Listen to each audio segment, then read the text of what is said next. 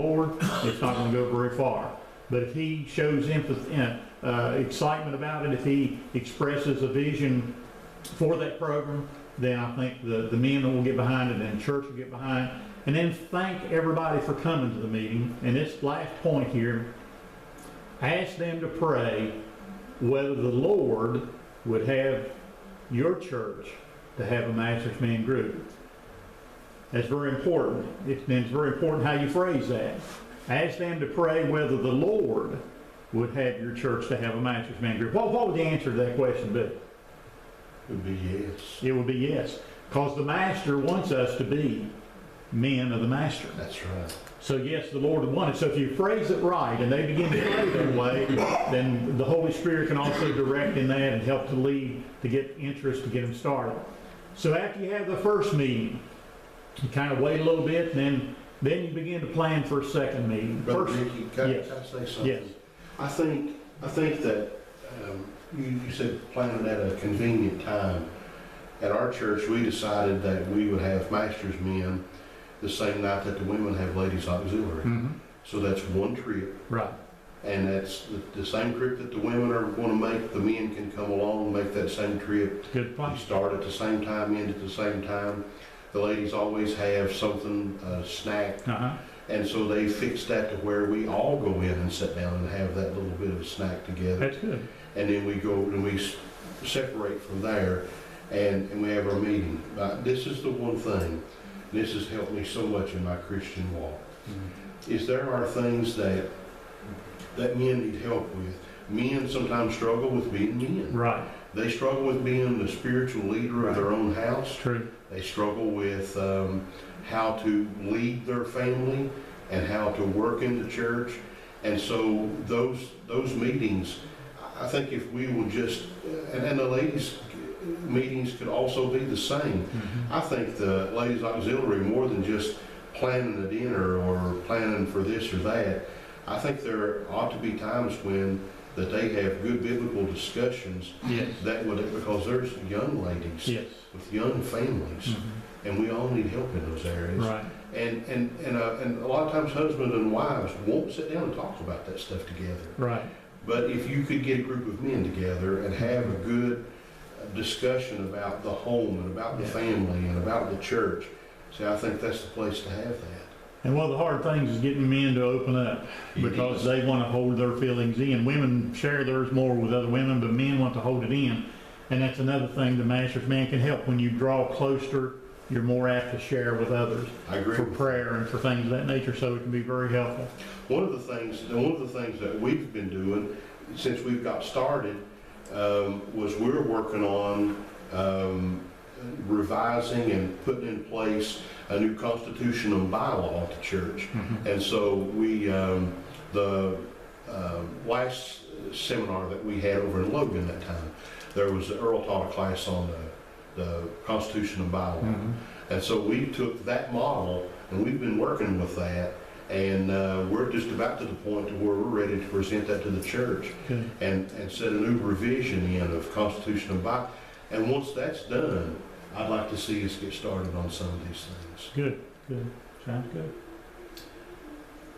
But after you have the first meeting, kind of wait a little bit. You don't want to rush right into it, but kind of wait a little bit. And then you need to begin to plan for a second meeting. First thing you need to do is talk to the men that attended the first one. If the response is positive and the pastor's on board, set a date and a time for the second meeting. At that meeting, you need to organize a Master's Man group. If the men are behind it, pastor's behind it, then set the second meeting to organize the group. And this is very important in Master's Men. All positions are filled by laymen or deacons. The pastor is encouraged to attend, but he is not to have a leadership role.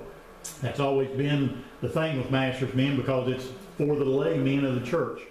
The pastor has a lot of responsibilities in the church, a lot of things that tie him down, but the laymen, it's led by laymen, and we won't get into it too much this morning, but in this book and everything that shows you all the different offices you can have and things that these people can do, but it wants to involve all the men, not just one or two do it or run it, but they want to involve as many as possible in all different aspects of it. So the laymen or deacons, not the minister. But you need the minister to probably attend, encourage him to attend, and if he's on board and so forth, but it's to be led by the laymen of the church.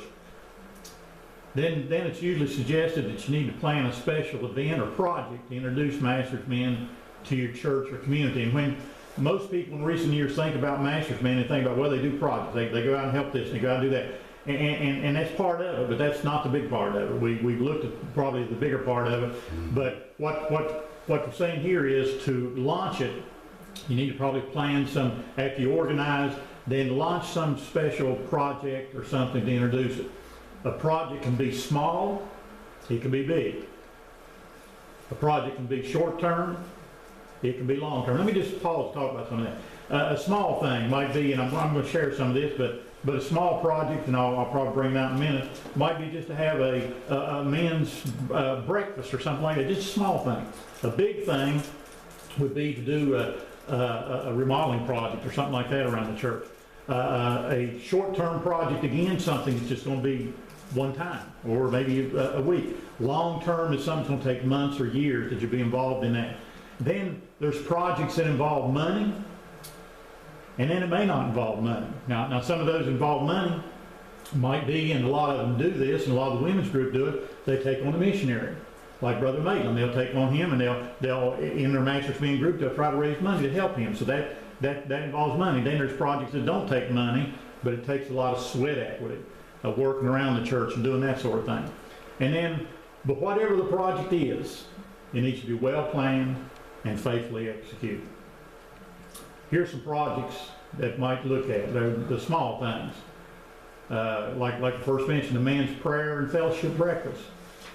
Maybe visitation, and this is something the men need to do anyway, but they need to get involved in visitation, visiting the lost, visiting the sick, visiting shut-ins. This is a ministry of the church, but the men need to be involved in that. And that's just a small thing. It takes a little bit of your time, but it means a lot to the people that you go see if you do that. Then, like we said, support the missionary. And I like this one. Treat the women to a Valentine's banquet. Y'all ever done that at your church? We've done that at church I was at one time. I used to take a lot of pictures early on. Had a 35mm camera, and used to take a lot of pictures at church. But we made a little heart and had that in front of the camera. And when we took a picture of the people, the heart framed their faces in the picture. But we had a Valentine's banquet for our ladies of the church, and they really enjoyed that. And then some larger things, such as landscaping around the church property. Again, that might take a day, it might take a week, never know, but doing something like that. Cleaning up the community cemetery. A lot of times there's cemeteries in the community, and a lot of times there's people faithful to keep them clean. A lot of times the weeds take them over. But if it needs to be cleaned up, get the men together, go down and clean it up. And that'll have an impact in the community because they'll see you doing things. Work on church renovations. If there's any remodeling projects or additions or whatever, the men should get involved with that. And then the thing that most people think about when Master's Men is helping in disasters. Like the flooding we had in recent years. Right now the Gordon Church, 2 years ago they were flooded, but still haven't got back into sanctuary, and we've now staffed the state, and I think so far $3,000 come in to help them, but they need over $20,000 to get the church back where they need it, and that's just in materials. So a Master's Man can do that, to help in disasters, and send a group up to work on churches or work on a home that's been affected by the flood or something like that. So those are projects. And then I want to talk about some additional thoughts here just for a few minutes. Master's Men should be part of the church, not apart from the church. If you try to set it up and don't have it as part of the church, you're doing the church a disservice, and I don't think it's going to work that way because the Lord's not going to be pleased with it. It needs to be part of the church and be involved in the church, not apart from the church. Master's Men should maintain a working relationship with the pastor. Again, that's very important, having that close relationship with the pastor. The pastor may have some plans, some things he wants to do around the church. Well, the men can, if the pastor will talk with them and they talk with him, well then they can get into planning and help plan a project or something that needs to be done. The pastor may need help on visitation. The men can go, but keep that relationship with the pastor. Master's Men should be proactive in church activities. I think our men need to be involved in every part of the church. Every activity, visiting, as we said, visiting the sick, visiting the shut-ins, doing this, doing that. having these work days, being supportive to Sunday school and church and every part of the church, but they need to be proactive and involved in all parts. Master's men should also be involved in the community. We talked about, I think a big mistake that many churches make is they're concentrated on the church, and they'll do a lot around the church, but they don't go out in the community. If you study about Christ's life, what did he do? He ministered to the community. Everywhere he went, he ministered. He ministered to the people. If there was a need, he helped with that need. Okay, so you need to look around in the community and see if there's something that needs to be done, or something helped out, or if they're having a special thing in the community that you can help. Master's men should be involved in. Master's men should be soul winners. Again, going back to visitation. If we don't soul win, you're not going to get any men in the church. If you want more men, you got to go out and try to visit them. You got to try to share with them the scripture. You got to share with them the love of your heart to see them saved. So they need to be soul winners. And then master's men should be a tool to help spiritually strengthen other men, as we talked about a while ago. Mentor them, help them along the way, and strengthen them that they might be able to grow spiritually for the Lord and do more for the Lord. If you form a group, I would encourage you to join the National Masters Men group. Just like our churches, most time there is some independent, but our churches belong to conferences. Our conferences belong to the state association. Our state association belongs to the national. That gives us unity and harmony, not only in our group, but other groups in our area, groups in our state, groups around the nation. So that's the importance of that, and I'd encourage you, if you do form a group, to join a national group. I know there's a little bit of expense in it, but it's not very much. And I think they offer, and I can look in the book here in a little bit when we have time here at the end, but I think they offer a cheaper rate if the church sponsors the group. I think it's cheaper than if individuals will do it if you have very many in the group. So we'll answer some questions here in a little bit. But we've seen the need for master's men. We've seen the why of master's men. We've seen the how of master's men.